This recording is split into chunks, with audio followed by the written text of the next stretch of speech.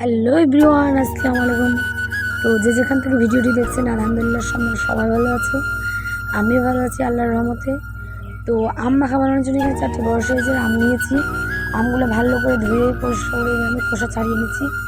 তো আজকে এই আম মাখার রেসিপিটি যদি ভালো লাগে অবশ্যই লাইক দিতে ভুলবেন না, লাইক দিয়ে একটি আমার পাশে থাকবেন। আর যারা পেজ থেকে দেখছেন অবশ্যই পেজটি ফলো করবেন।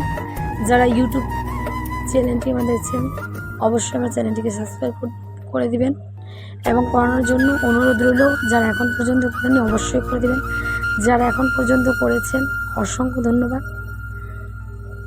তো এগুলো আঁকানে আমি শুকনো লঙ্কা ভালো করে আমি পুড়িয়ে নিলাম, তারপর বিট লবণ দিয়ে ভালো করে মেখে নিলাম, দিয়ে আমগুলা পিস পিস করে কেটে এবার আমি বিট লবণ আর লবণ দিয়ে দিলাম, চিনি দিয়ে দিলাম, চাট মশলা দিয়ে ভালো করে এবার মাখিয়ে নিচ্ছি আমি। এইভাবে আম মাখা করলে দারুণ লাগে খেতে।